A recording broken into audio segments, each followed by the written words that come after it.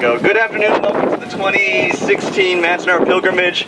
Manzanar is representing all the camps here for the processional. We thank you, and we'll see you again at the end of the program for roll call.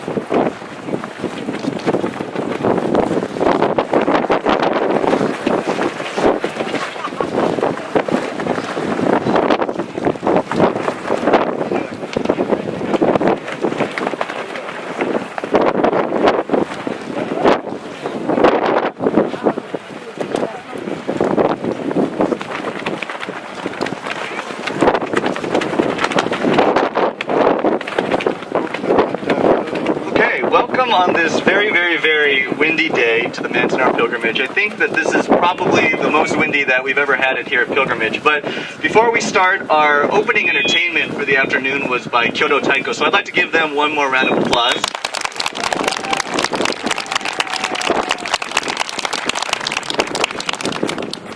Well, my name is Craig Ishii, and I'll be the afternoon's MC. I believe that Pilgrimage is one of the most important events that we host here in between Southern California and Northern California, because I think amongst our community, we always have a good chance to reflect on internment and incarceration throughout the year, but being on site allows us to really have a different experience. And so I think it's something very special that the committee plans out every year. It's part of the reason why even my friends and I, we've been coming up for about over a decade now, because of the importance of this event. Now, last year I was given the great honor of emceeing this pilgrimage, and so because I'm here again, either my performance was satisfactory enough or everybody they asked said no. But either way, I'm here with you this afternoon, you're stuck with me, but the great part is that we have a fantastic lineup of speakers that are multi-generational from a number of different communities, so we're excited to hear all of them today. Before we start, one of the things that the committee really wanted to emphasize for this year is that it's been 10 years since Sue Embrey's passing. And so with the pilgrimage, as much as we're reflecting, we're also commemorating all the hard work that she's done. And we're going to talk a little bit about that work a little bit later in the program. But, you know, as an activist and her work to sort of carry on the story of Manzanar, it really resonates with all the generations that have come since. So we wanted to dedicate this program to her. Now, what's really great is if you look at your program booklet, and we'll be referring to it during the afternoon, this year's theme is the Japanese-American value, Kodomo no tame ni, or for the sake of the children. And so a lot of our program is going to be focusing on carrying the legacy on. As I mentioned last year, my day job is I work for a youth development organization in Southern California called Kizuna, and the value is very much Kodomo no tame ni. How can we carry on the stories? How can we carry on the legacy this year? Now, with that, we'll begin today's program. We have several VIPs that I would like to point out in the audience first before we start with the welcome speakers. The first is the Consul General of Japan in the San Francisco area is here, Mr. Jun Yamada.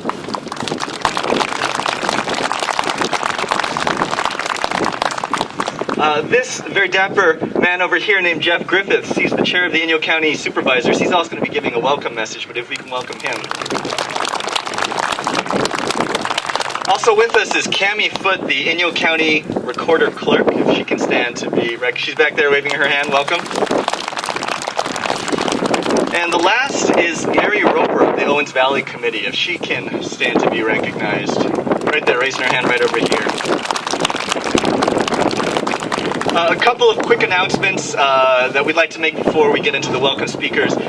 Because we're going to have such a major focus on the Manzanar Children's Village, if there are any attendees here who are part of the Manzanar Children's Village, we'd like for you to visit the Manzanar Committee table. They're wearing these bright blue hoppy coats right here on my left. If you can, at some point during the program, visit them. And the second announcement is we have a gentleman named Wayne Osako. Can you raise your hand, Wayne?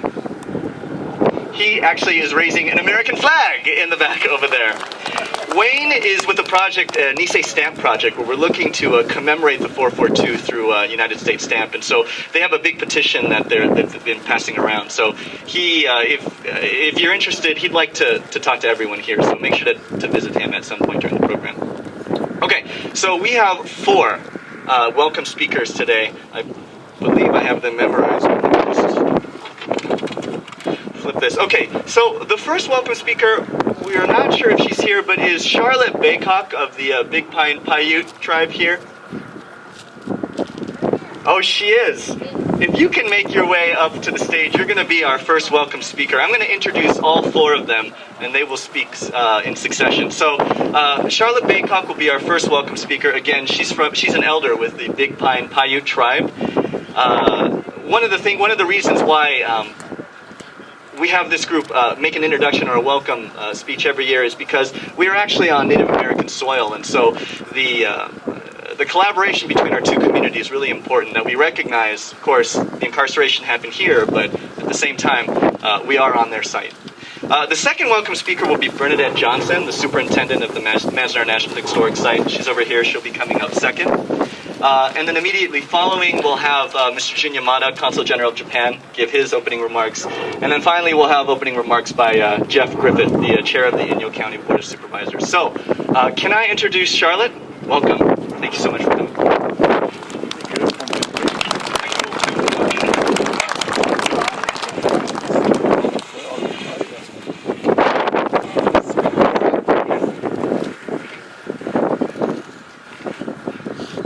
Manahu,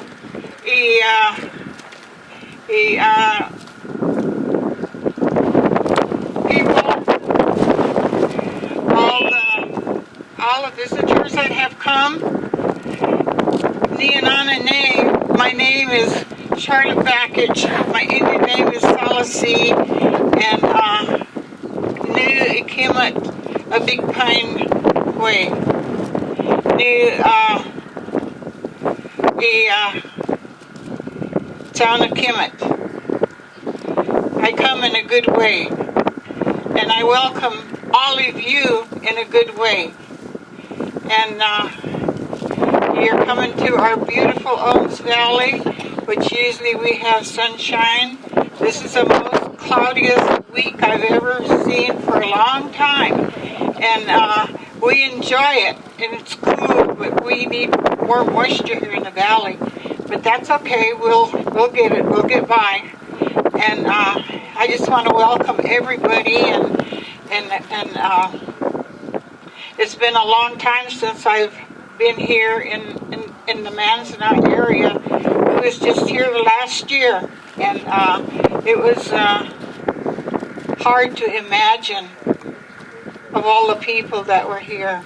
But as a young girl, we drove by this area many times, and I saw all the buildings that everybody dwelled in, but I never came inside the gates because there was guards with big guns, so we couldn't enter in at all. That's what I remember about this place years ago. And I just want to say that, you know, I've lived amongst Japanese people when I was growing up. I grew up in Reno, and there was many of Japanese people there because they worked on the railroads that were put through at one time, years and years ago. And we come to enjoy what you have to show us and offer us today. And I just want to welcome everybody, all of you, Tuhi, Sonoy, Sonoy, Sonoy, and Sonoy. That means bless you on this day. And again, welcome. Manu.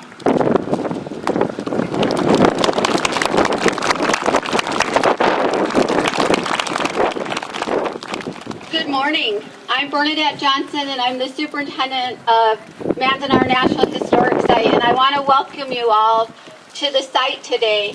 The site is here because of you, and as the Manzanar Committee decided on a theme of the children, that is very much in line with the goals of the National Park Service to continue to tell these stories for our generation or for future generations. We're able to continue to have the partnership with the Manzanar Committee and celebrate with you coming back here to really make sure that nobody forgets that this happened and that it'll never happen again. some things that I hope you'll take time to look at while you're on site are some of the improvements that we did this year. One of them is the fire truck has been moved into a replica fire station. We have a new exhibit of a mural that was painted by Carl Habino in the visitor center. It's beautiful, and it really tells the spirit of an artist's depiction of this valley, as we heard from our Big Pine elder, that how important that is to remember that there's, on this 1 square mile, a history that's interwoven between many generations of people and histories, and that's the forced removal of the Paiute people and the forced relocation of Japanese Americans. So I welcome you to the National Park Service today, and thank you for having us. I'd like to thank my staff for the wonderful things that they do. The barracks exhibit, if many of you don't know this, recently received a national award from the Organization of American Historians. And that's because of the stories many of you shared with us. We're able to have world-class exhibits. So if you see some of the rangers that are park interpreters, please congratulate them on that amazing recognition. So thank you very much.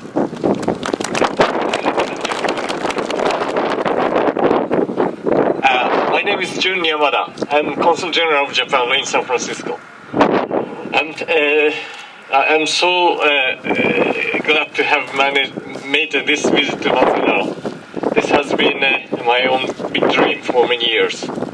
So now I feel utterly humbled and speechless. But nevertheless, let me try to say a few words.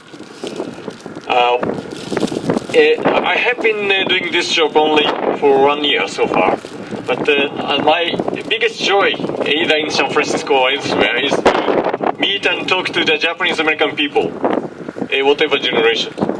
For me, these people represent, they embody the very best quality of Japanese culture, even better than any Japanese people living in Japan now.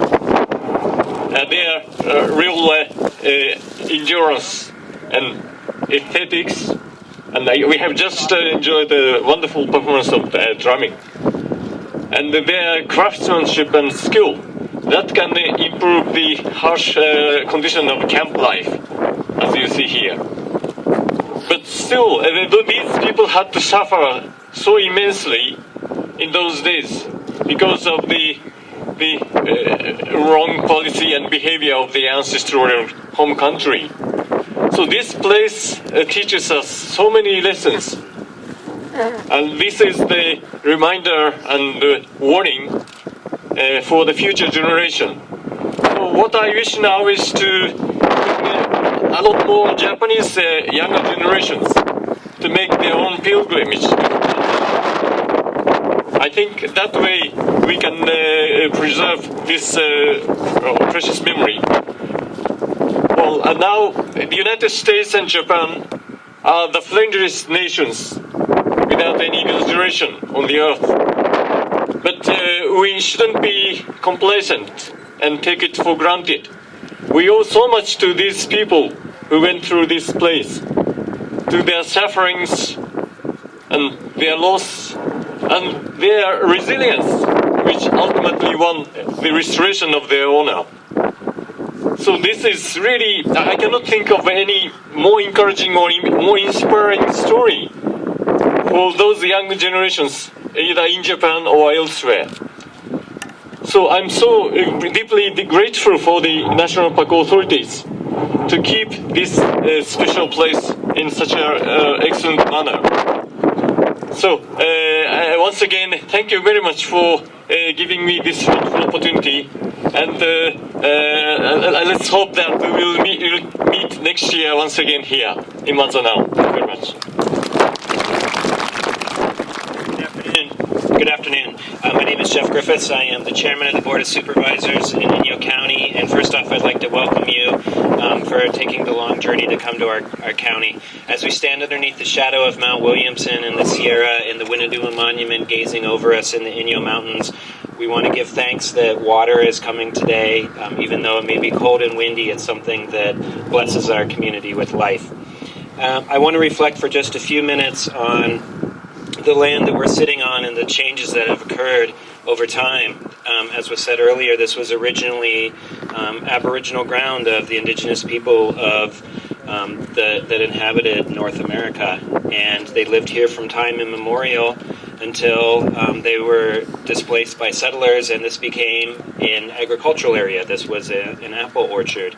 And those folks also were displaced when the city of Los Angeles took the water from this land and exported it to create Los Angeles. Then we move forward to the time when this became a camp that housed Japanese Americans during World War II. And the people of Inyo County were not asked about this, but it happened anyways. And when the war ended and the camp ended, it was erased. And a lot of the buildings were moved into the communities around us. And there are buildings from this camp that are still in use in the city of Bishop, still in use in Lone Pine. There's water pipes underneath the city of Bishop that were taken from under the ground in here. And although it was erased when the National Park Service wanted to make this into a historical site, there was not a universal acclaim and jumping for joy in Inyo County. People were wary, people were uneasy, and perhaps didn't want to remember a dark period in our past. But now we come to a time where this facility, this area is embraced by our community. Embraced perhaps because of the potential for tourism and the potential for economic improvement in our area. But what's more important is the memory and the lesson that we have here. I think that the theme of children for this year is completely appropriate. When I bring my own children here, and I've chaperoned school groups that come here, a thing that's frequently said is, this could never happen today. This happened a long time ago. And I say to them every time, no, that's not true. This could absolutely happen today. And it's something that we need to be ever vigilant of, to say that it will never happen again. And for that reason, the memory needs to stay alive. And I thank you all for coming here and visiting our beautiful valley and keeping that memory alive. Thank you. We have a student speaker who will be speaking next, Rena, but before I introduce her, I do have a few words of introduction about her organization and many of the other organizations like hers that are represented here today in the audience, although I just can't see exactly where they are. But as a person of the next generation, and also with the work that I do, I've been asked this question a lot: where are the youth? Where are young people? And I'm sure for you folks it's a question that either you're asking or it's one that you hear quite a bit. But I've said it before and I'll say it again, I believe we should stop asking that question. The next speaker comes from an organization called the Nikkei Student Union at the University of California, San Diego. And her organization, along with over 10 of them across Southern California, they really do an amazing job of building community on campus. They bring their folks out to Manzanar, they teach about history and culture. They'll have a little bit of fun along the way, but the point is that a generation is here. It's very much interested in being involved. It's very much active. And it's an exciting time. And so we're going to talk about this at the end of the program, but it's really an exciting time for our community because we have an opportunity to really pass the torch. So the next speaker, Rena, we first met sweet Rena when she was not a baby, but she was very, very, very young. One of our future speakers sitting there, Cathy Masaoka, and I, we met her in a program called Bridging Communities, which is on page 13 in your program booklet. And I know that Tracy Ishigo, one of the coordinators of that program, is here. But if you take a look, that's the program which we originally had met her. And she was very sweet, very nice, but also very deeply cared about the community around her. And so it's really exciting to see her in the role of president at UCSD. And I think that it also represents our theme of cultural comedy very well, in that for the sake of the children, it's not just passing from parent to child, it's not just passing from adults to youth, but it's very much mentor to mentee. It's a continuum that's very much peer-to-peer, and that's what her group does with students on her campus. So I'd like to welcome Rena as our student speaker for this afternoon.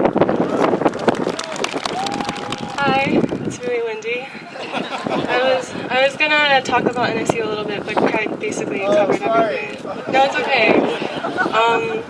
So I wrote a speech. Sorry, I didn't memorize it, but it's kind of windy. Sorry. My name is Rena, and I'll say a little introduction through my speech. Okay.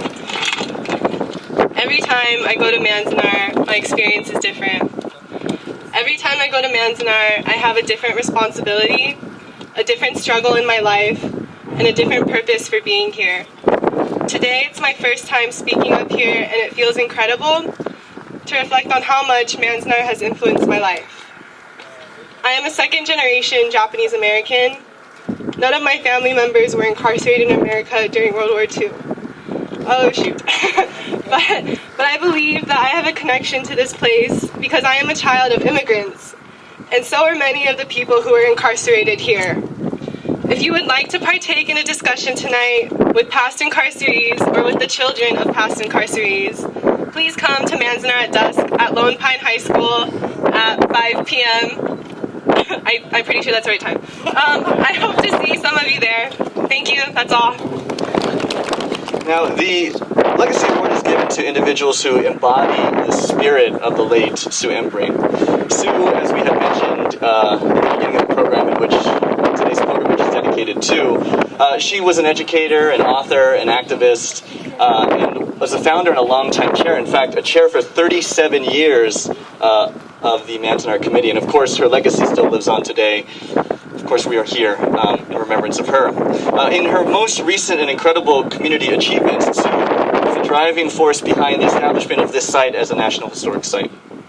So, as I had mentioned, it's my honor to introduce Mr. Bob Gracey to receive this Legacy Award.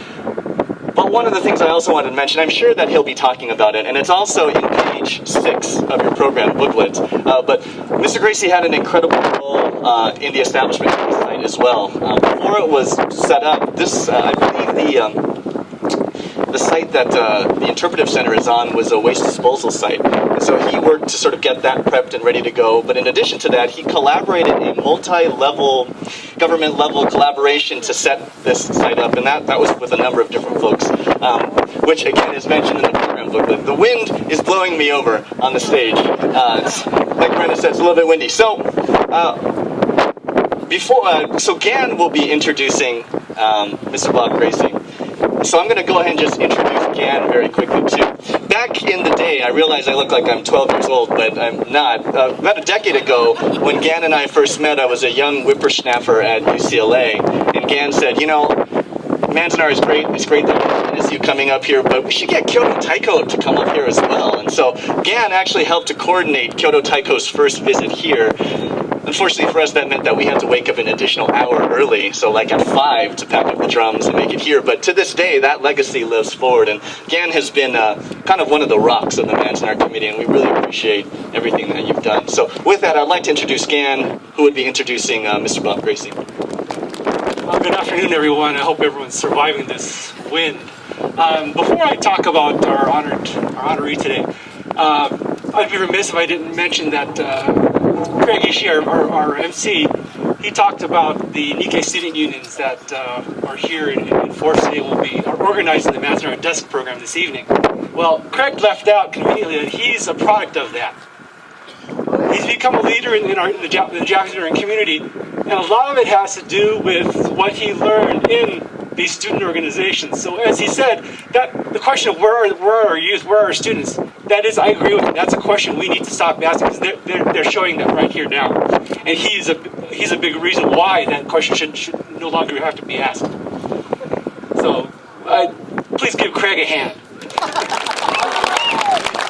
You think I was going to turn this on you? Okay, well, to the real reason I'm here. Back in 1992, when the Manzanar National Historic Advisory Commission started its 10 years of work, we didn't really have a great idea of everything that was going to entail. But one of the things we learned very quickly was there were artifacts that were beyond the original 500 acres that the legislation to create the Manzanar National Historic Site, that we had to expand this site beyond what the original legislation had. The other thing was, as Craig mentioned, what was originally the Manzanar High School Auditorium, now the Visitor Center, was used starting in 1952 by Inyo County as a maintenance facility. And if you can imagine decades and decades of fuel, oil, and all this kind of stuff spilled on the floors, splattered on the walls, it was a hazmat site. It had to be cleaned until before the National Park Service would accept it. Well, if you can imagine, the County of Inyo is responsible for that. They have to deal with the federal government here. And while that's all going on, there has to be new legislation to add the additional acres for this site, as well as compensate the Los Angeles Department of Water and Power for the land here that they were losing. So how do we fix that? What happened was, to make a long story short, we had the National Park Service, the County of Inyo, and the Bureau of Land Management all having to sit at one table and agree on something. Think about that. You're laughing for the right reasons. If you can imagine a very powerful city department, the Los Angeles Department of Water and Power, and a federal agency, both very much used to having their way. And then the County of Inyo, which is probably going to get the crumbs, as Bob said at one point. This was not going to be an easy thing. And if I can paraphrase the first superintendent of the Manzanar National Historic Site, Ross Hopkins, he said that whole process, in his entire career in the National Park Service, was the most complex and difficult thing he ever had to work on. And this is a federal employee talking. Okay. So what we're talking about here, all this would have happened eventually, but it wouldn't have happened quickly. It wouldn't have happened in a at least somewhat expedited fashion. It took someone who could grease the wheels, who knew how to bring people together, masterfully so, I might add, and be able to pull people aside and say, and without making them feel like they're being talked down to or patronized or that, hey, I'm better than you. Bob had that skill. And that's not an easy thing to do, believe me. So, to make a long story short, this is not something that, what he did, his accomplishments are not something we should take lightly. And we've been waiting, the Manzanar community is waiting for several years, because he's living in New Jersey now with his daughter, for him to come back. So this is kind of a convenience thing, but it's really an honor to honor the former Inyo County Board of Supervisors member of this district, 4th District, as the recipient of this year's Kunitomi Legacy Award. And Craig kind of stole a little bit of my thunder talking about what Sue did. But one of the things Sue realized years ago was that this wasn't just the Japanese American community's responsibility to do. This wasn't just our story. This is an American story. This is an American responsibility. This is all of our responsibilities. And as such, we were going to need allies here in the Valley to help us get this done. And Bob helped lead the way with that. So it's my honor to introduce Bob, and well as our co-chairs, Bruce Embrey and Carrie Kababa, to present our 2016 Kunitomi Embrey Legacy Award.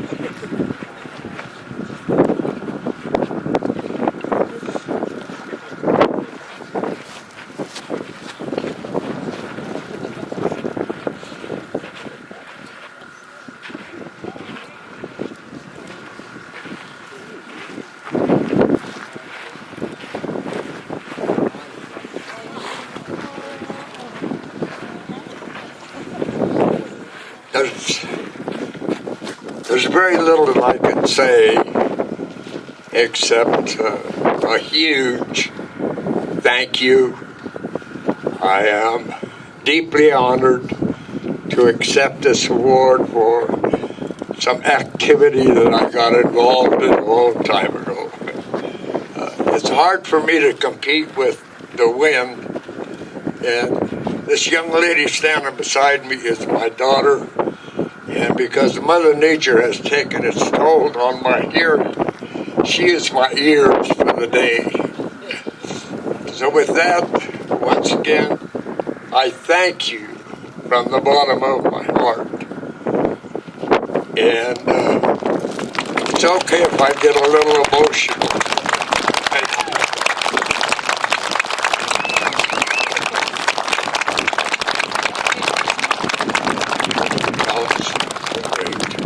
Great. Thank you so much.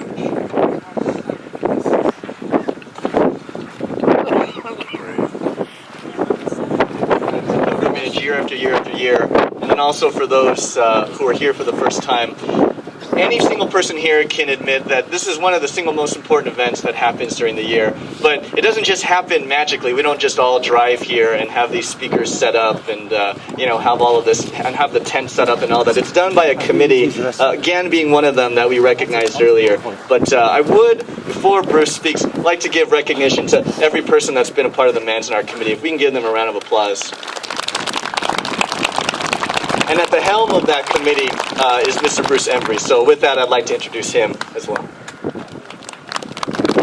Welcome. I'm actually just a water boy and get blamed for everything that goes wrong. So I don't know about helms, but I have the bruises to prove it. But we wanted to welcome you, and we wanted to thank you for coming today. We actually believe that the 47th Annual Manzanar Pilgrimage has a renewed significance. In case you don't watch TV, the climate in this country has taken a very dangerous turn, and there are voices daily that are being heard that we would like to counter and speak against. Now, we've been coming for 47 years. And we've been coming for many, many reasons. Basically, we come to honor our families and honor our community. And we want to honor all those who were stripped of their constitutional rights and forced to live behind barbed wire. We also come to pay our respects to those who never returned home. And that's why we do it here. Today we come to honor the children of Children's Village. We want to pay tribute to not only the orphans, but to those who nurtured and cared for them while they lived in this site. We come here since 1969 to remind ourselves, but perhaps more importantly, to remind our country that our constitutional rights, our civil liberties are precious and must be safeguarded at all times.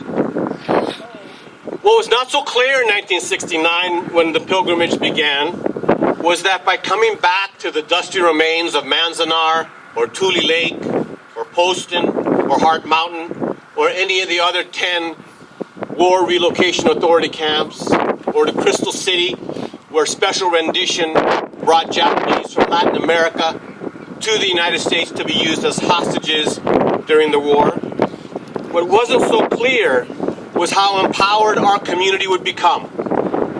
Empowered enough to speak of this atrocity straight to the halls of power. We went to the congressional hearings, we went to the congressional offices, and we won the hearts and minds of our nation. In 1988, the Civil Liberties Act was passed, and we won. We triumphed, we received an apology, and a nation, a president, and our Congress said they were sorry. But did we truly win? As GANN said, this is not simply a Japanese-American story. This is an American story. This is an atrocity that happened on American soil, nowhere else. What came to light in the course of that apology and the decades-long struggle for redress was that the reasons behind the forced removal of our community were simply race prejudice, war hysteria, and a failure of political leadership. We know there was no military necessity to incarcerate 101 orphans.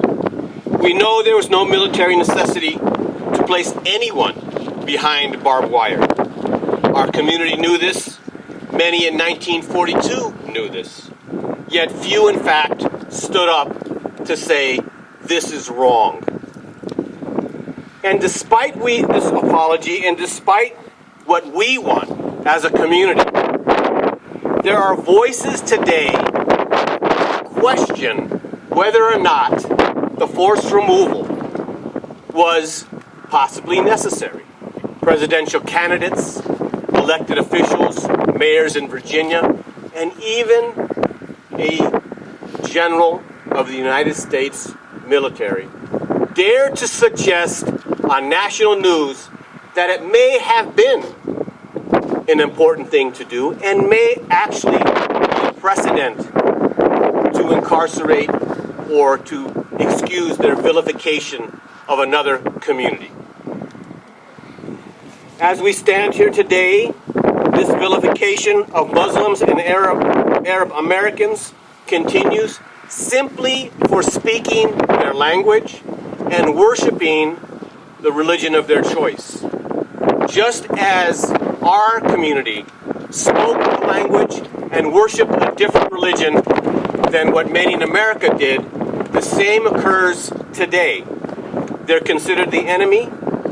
They were considered spies, saboteurs, and a threat to society, just like our community was not that long ago.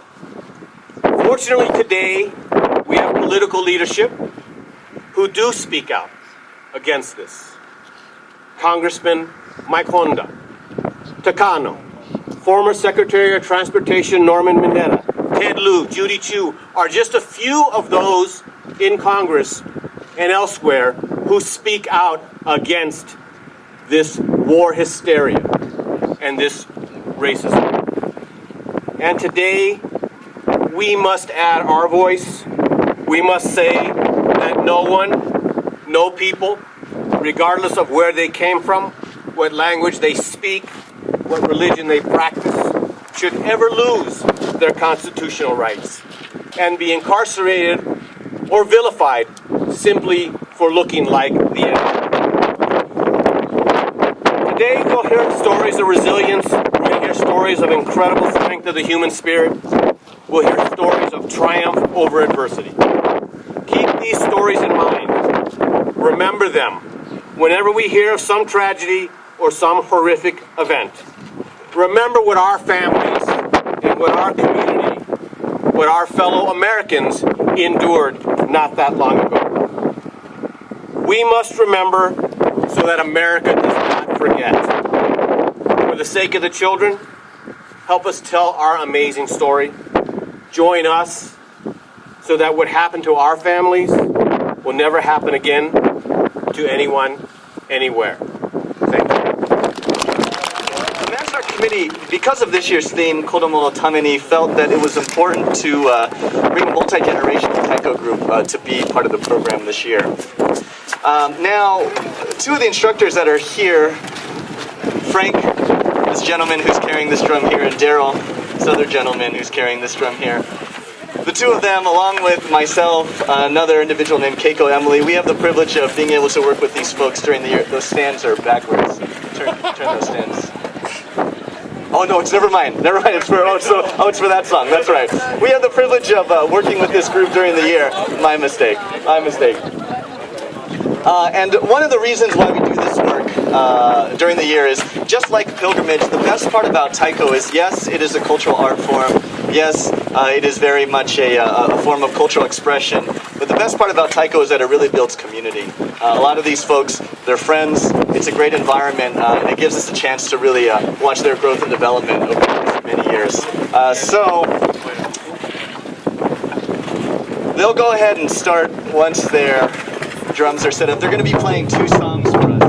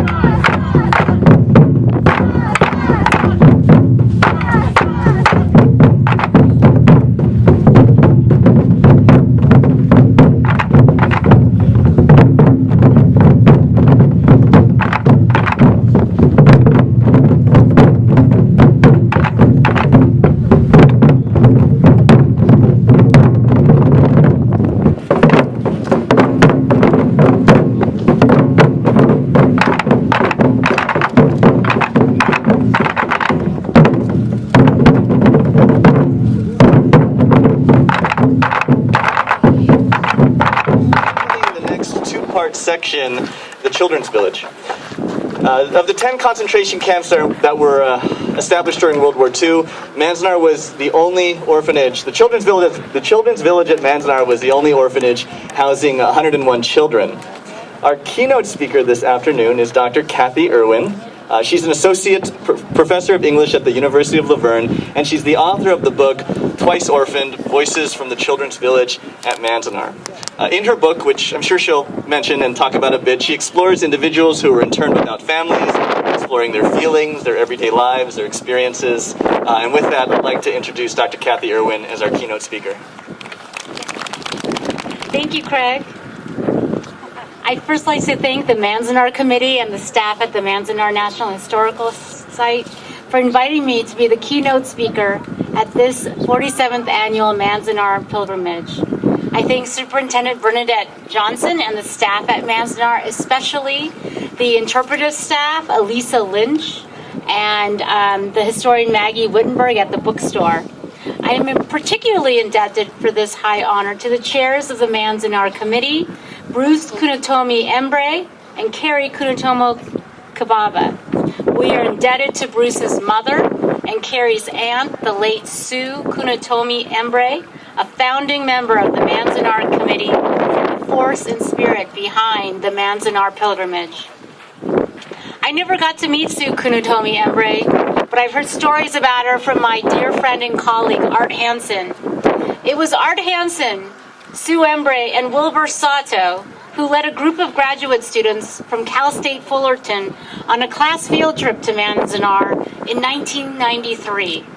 And like many of us today, they traveled the 240 or so miles from Los Angeles to come here today to bear witness to the environment and space of internment that many Japanese Americans had to endure for 3 or more long years. One of the graduate students on this 1993 trip, Lisa Noble, became deeply interested in the west portion of Manzanar known as the Children's Village, an area Sue Embrey and Wilbur Sato mentioned to her was an orphanage, and as Craig mentioned, was the only orphanage among the 10 War Relocation Authority detention camps. 3 barracks specifically for approximately 101 orphan children of Japanese descent, including children of mixed-race heritage. It was during this field trip to Manzanar that Lisa Nobe, as well as grad students like Noemi Romero, Celeste Cardenas, and Reiko Katabami, became interested in these children who survived Manzanar and had been orphaned first by their families and then by their government. These graduate students, like myself, 12 years later, would interview many of the survivors who had lived at this orphanage. Through our studies, we learned that the average age of the 10,000 internees at Manzanar was only 17 and a half years old, and the average age of children at Children's Village was 8 years old.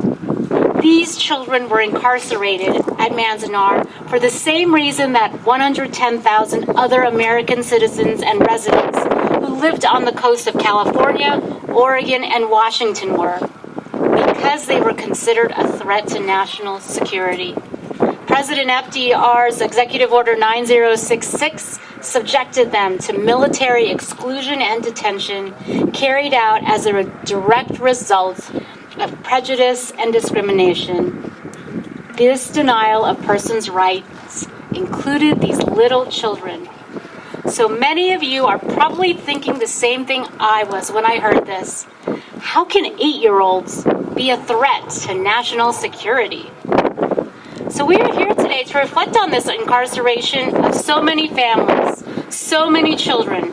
And for the sake of all children, we come together today to never forget the impact of war, racism, and incarceration has on both the young and the old.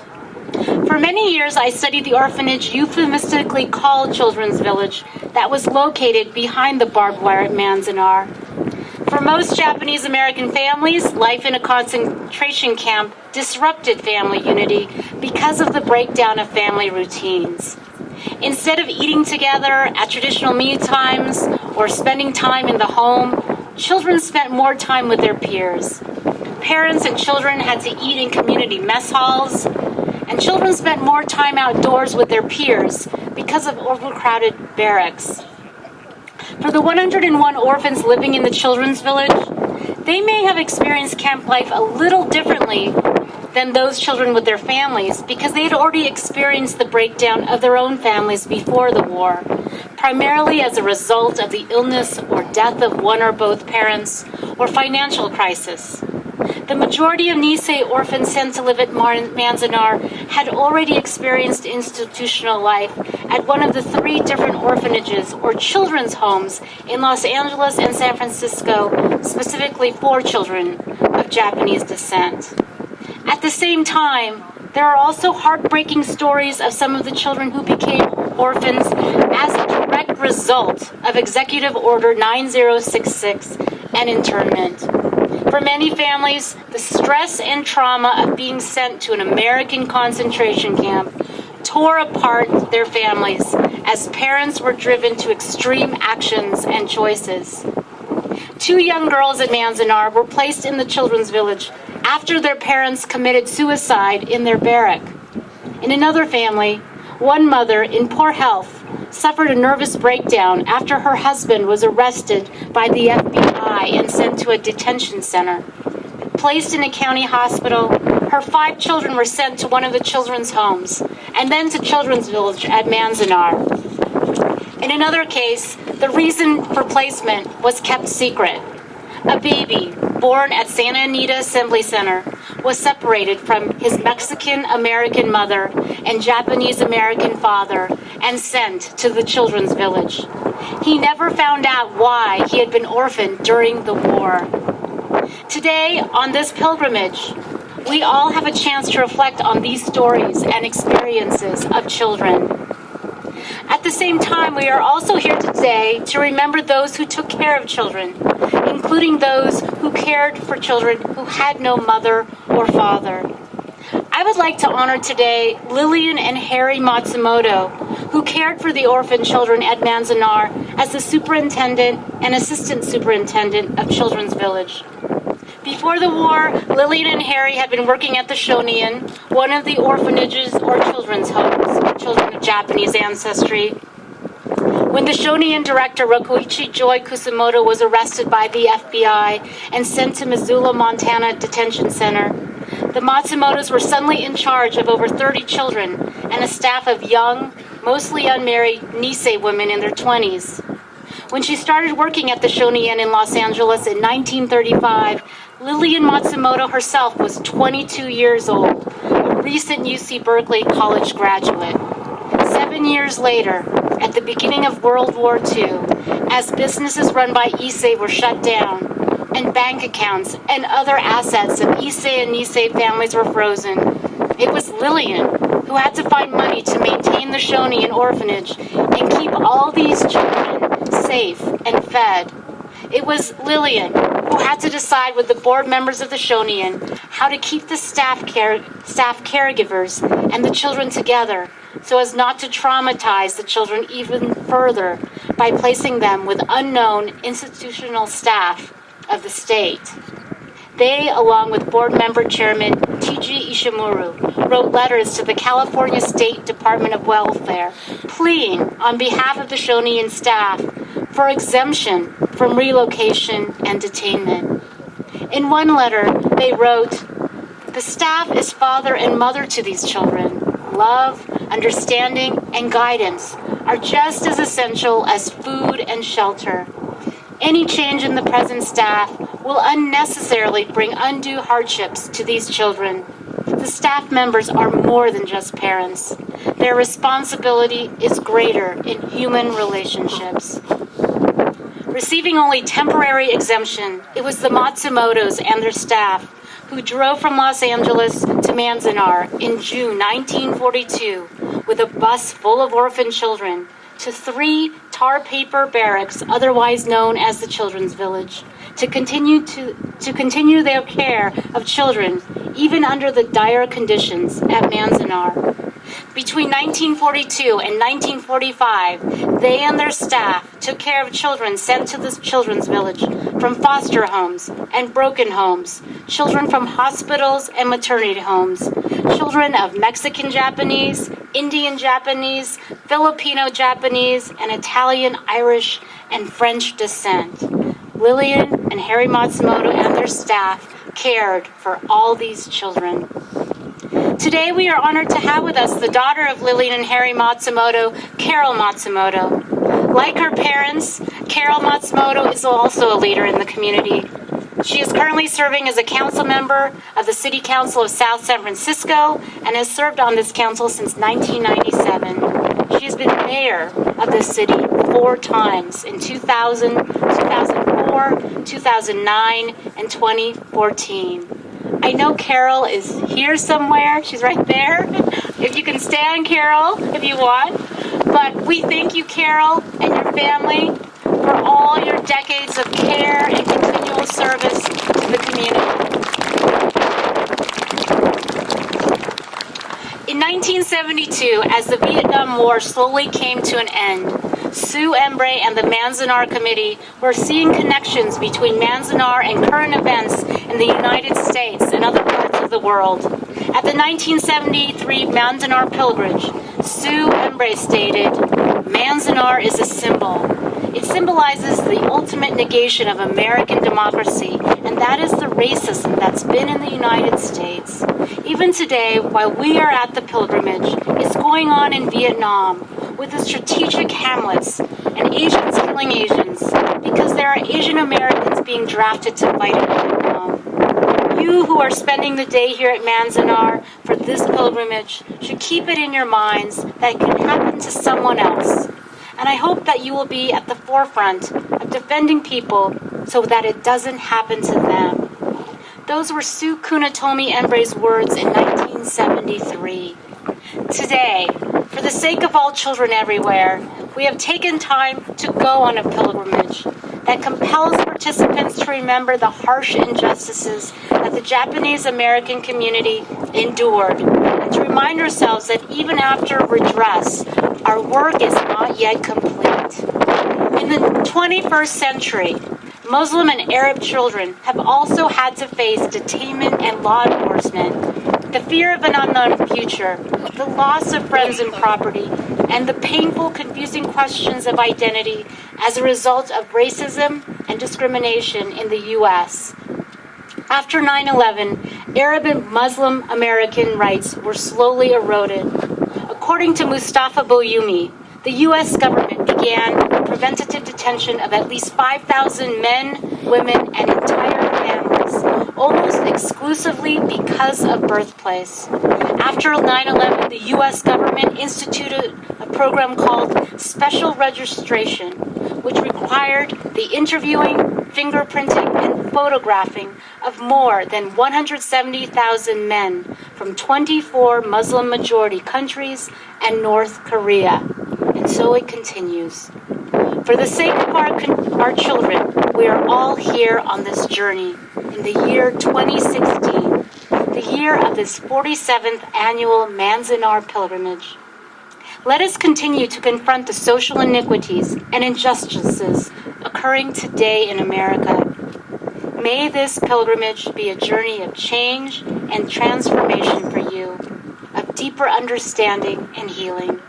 For the sake of all children, may we share stories of our lives that connect us.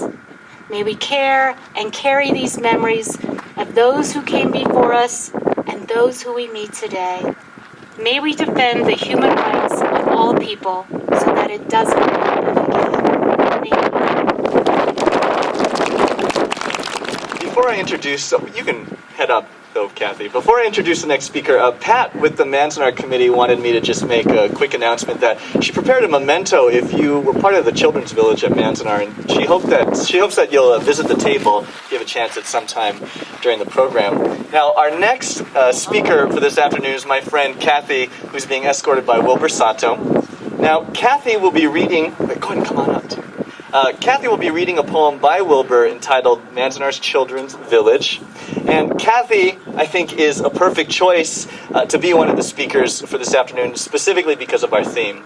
So again, our theme is Kodomo no Tameni, or for the sake of the children. And the best part about Cathy is, yes, she is an activist, yes, she's a community leader, but Cathy is the embodiment of this cultural value. We kind of give her a hard time a lot of times, but Cathy has really been a mentor. She's been a leader who leads by example, and for nearly all of us, we sort of look to her as kind of an inspiration of what we would like to be like one day. That's the nicest thing I'm going to say to you.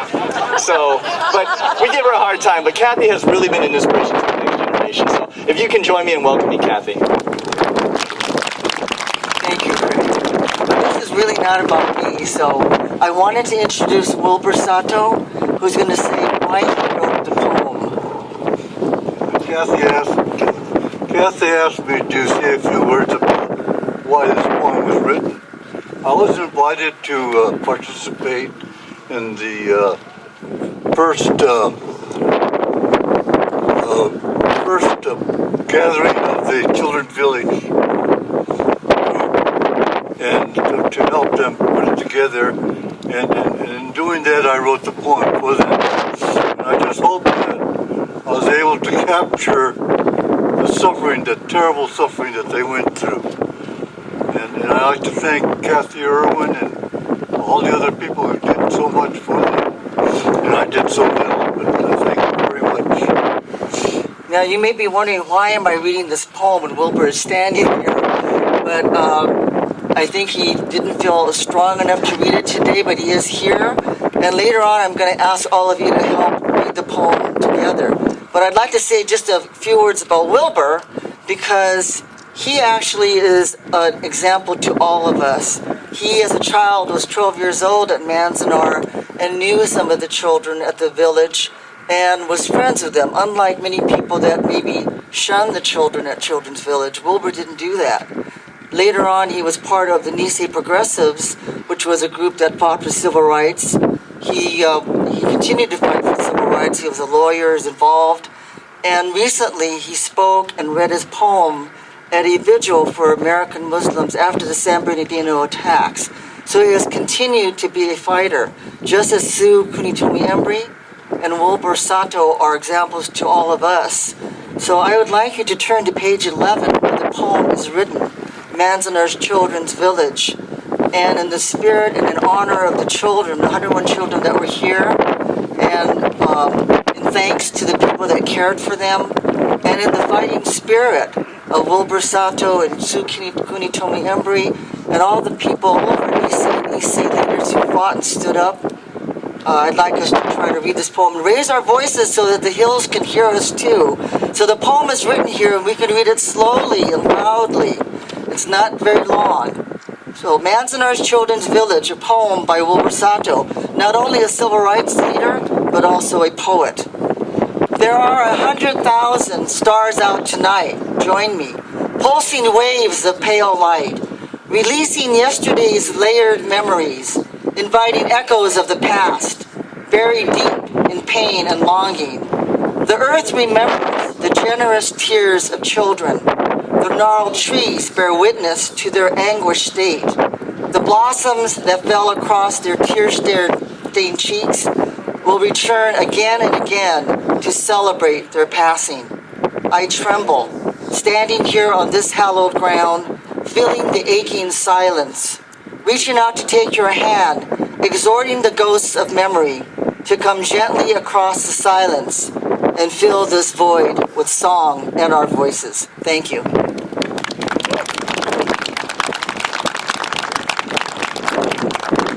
Thank you, Wilbur.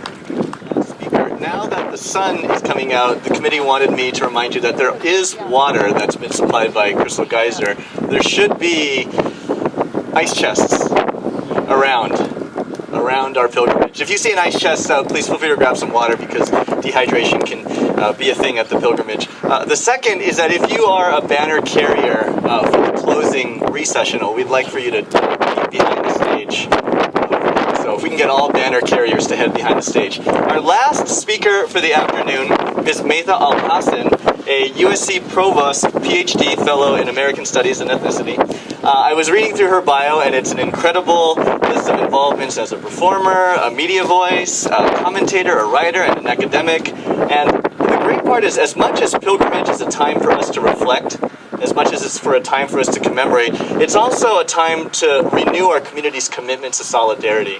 And Bruce was telling me that Maytha, and I remember this as well, we heard her speak at Day of Remembrance. It was an incredible speech, so we said, you know what, we need to have her come to the pilgrimage. And so if you can join me in welcoming Maytha Alhassen. Hi! Assalamu alaikum, everybody. Peace be upon you. Wow, this is, this wind. It's like the spirits are speaking to us right now. I'm just kind of still moved by the poem, just thinking about how the earth remembers the generous tears of children. That's okay, I don't know if I need that one.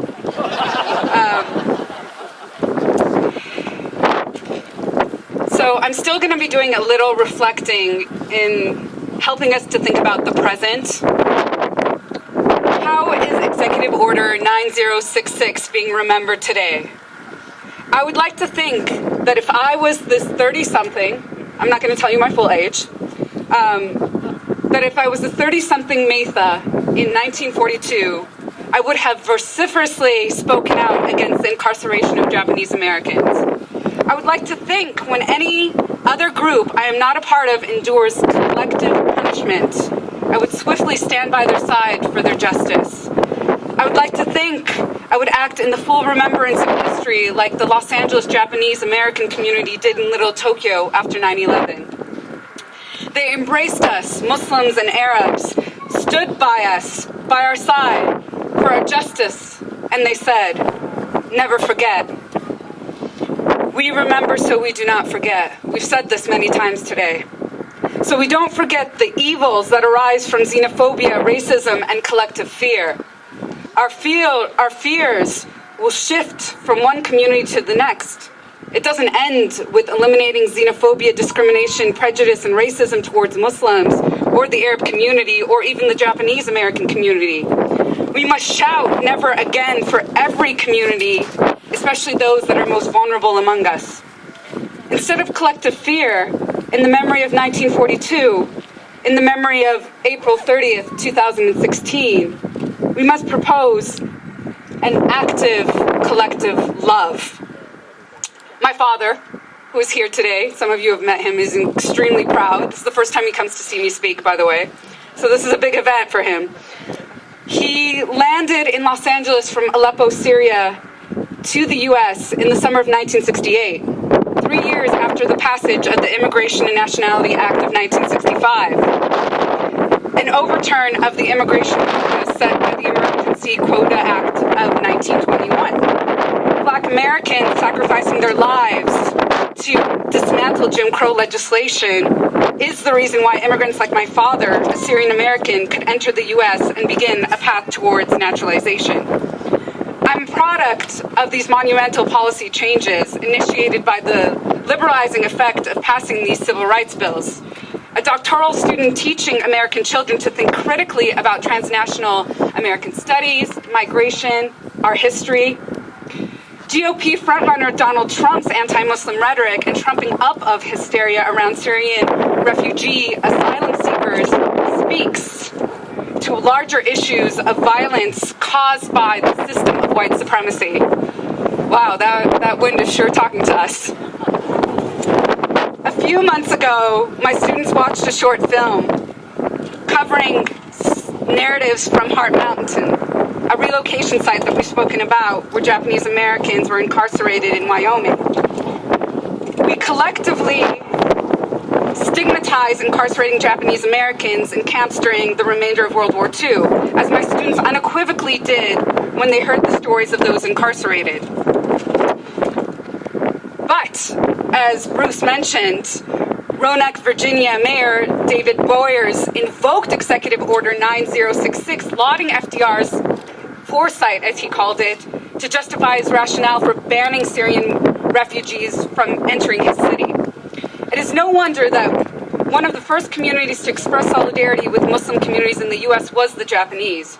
World War II incarceration revealed that the strategy of embodying a model minority positionality could not insulate us from white supremacy's constantly changing racism. It was necessary to explicitly condemn xenophobia, racism, and anti-Muslim rhetoric. I never thought that U.S. political officials would trigger national memories around incarceration to justify enacting similar xenophobic laws 7 decades later. Trump's call to ban Muslim migrants and travelers mirrors this era of racist restrictive immigration. Comes with bizarre historical irony that Trump would present fascist policy recommendations on the very day of the 74th anniversary of Pearl Harbor. Or maybe it wasn't just so ironic. Perhaps the declaration was strategically designed to stir xenophobic patriotism. Insightful speech has a history of putting already vulnerable populations at increased risk to more violence. It is no surprise that prior to the gruesome massacre at Charleston's Emmanuel African Methodist Episcopal Church, shooter Dylan Roof publicly engaged with the neo-Nazi website. This was the same site that responded to Trump's suggested ban as calling him their ultimate savior. And they lauded him. They said, in quote, "Get those monkeys the hell out of this country now," end quote. It is also no surprise to people in marginalized, vulnerable populations that white supremacists, by the federal government's count, carry out the most terrorist attacks on U.S. soil. Even Dallas Mayor Mike Rawlings acknowledged the phenomenon when he was asked to speak about the anxieties around Syrian refugees coming to the U.S. Quote, I am more fearful of large gatherings of white men that come into schools, theaters, and shoot people up.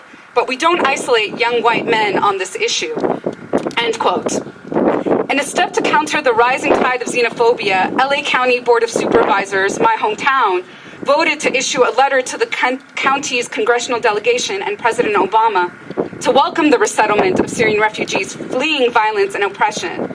It behooves us as U.S. citizens to interrogate and name this white supremacist logic and to have an honest conversation about it, so that this white supremacist logic is what puts us at greater national security risk than those vulnerable populations that are just trying to leave war. We must also ask what is being done under the veil of terrorism. After 9/11, we quickly saw the passage of the Patriot Acts, an assault on all of our civil liberties, and the opening of Guantanamo Bay, where we still send Muslim men to without trial. The expansion of the national security state has happened behind the veil of terrorism and sanctioned by our collective fears. 11 years ago, on the Day of Remembrance in 2005, third-generation Japanese-American Lillian Nakamo made the same link, quote, when 9/11 happened, I mourned the innocent lives that were lost, but I began to identify and sympathize with the innocent Muslim Americans who immediately became victims of the same kind of stereotyping and scapegoating we faced 63 years ago. They too have become targets of suspicion, hate crimes, vandalism, and violence, all in the name of patriotism and national security, end quote. She continued on. Today, she said, there are renewed attacks on civil liberties in the name of terrorism, legislation such as Patriot Acts, and the government's willingness to arrest and charge innocent people contribute to the atmosphere that could lead to future internment camps, end quote.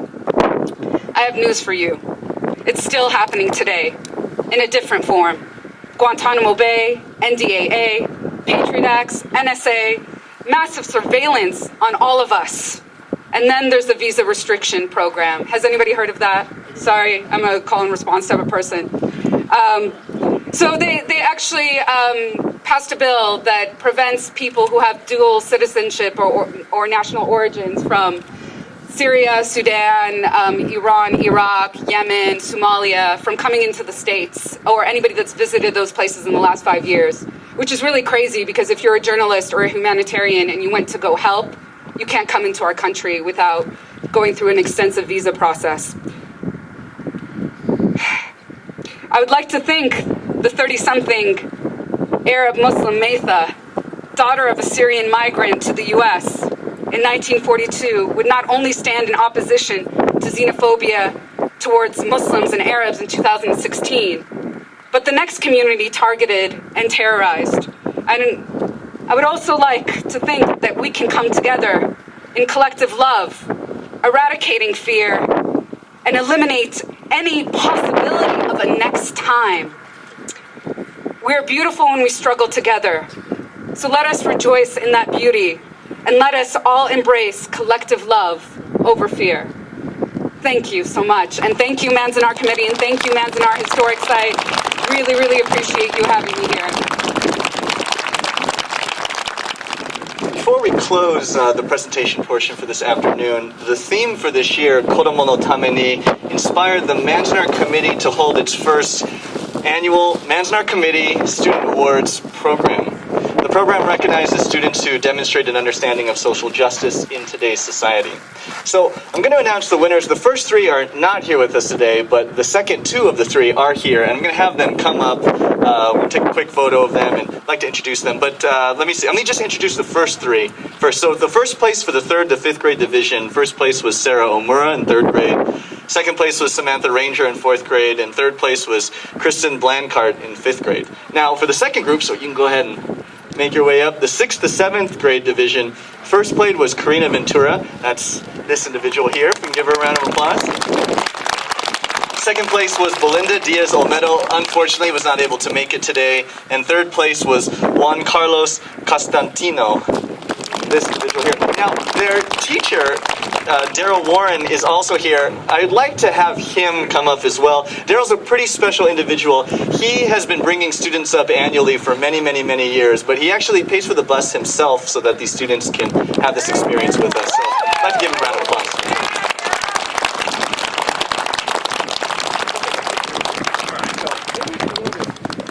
I'm going to take a picture of them very quickly with Daryl's phone. If I go that way, I'll fall. We act like we like each other. Sorry, a little bit closer. Over, one. Okay, look at me. Ready? 1, 2, 3. Thank you. Okay, thank you.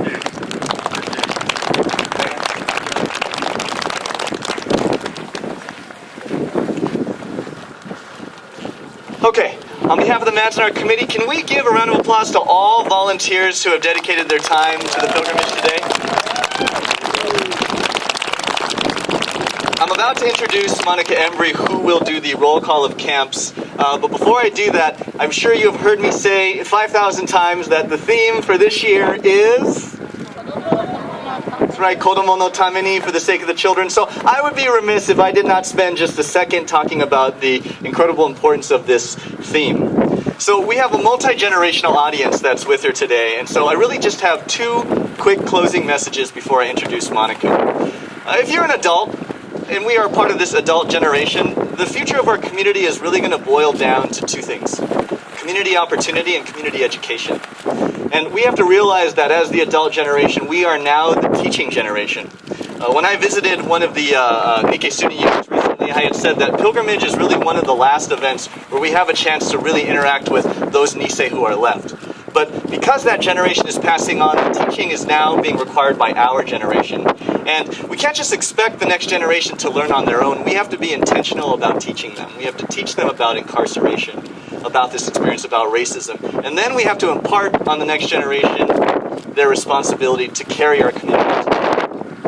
And if you're a young person, I kind of straddle both community. Adult sometimes when I choose to be more mature, and then young when I choose to be more immature. But if you are part of the next generation, it's also not enough for us to just appreciate and commemorate. We have to act. We have to be involved, and we have to dedicate our time, our talents, and our treasures. So with that, I'd like to introduce Monica, who will be leading us in the roll call of the camps, and then we're going to transition into the interface ceremony immediately after. Ladies and gentlemen, thank you so much. It was a pleasure being here. Continue to read and learn about this important history. 皆さん聞いていただいてありがとうございます。子供のために忘れないようにここに集まりました。The 442nd Regiment, Combat Team, 110th Battalion, Military Intelligence Service, by Teresa Takahashi and Wayne Asako.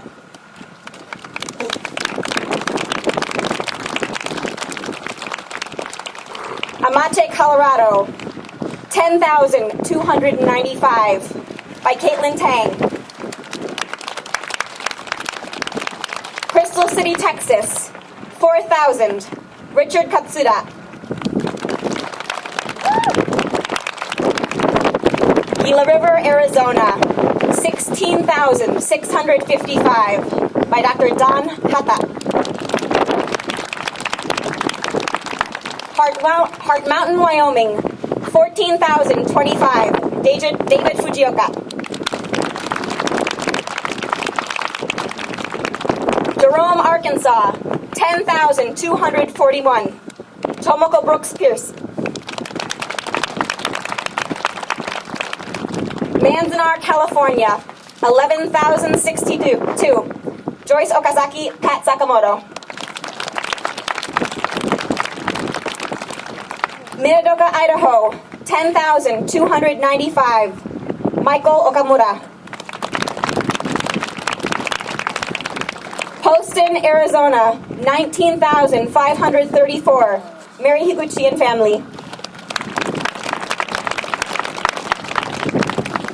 Rower, Arkansas, 11,928, David and Ruth Tamaki Beatles. Topaz, Utah, 11,212, David Goto. and Tule Lake, California, 29,490. Ernie Jane and Ernie Nishi. Thank you.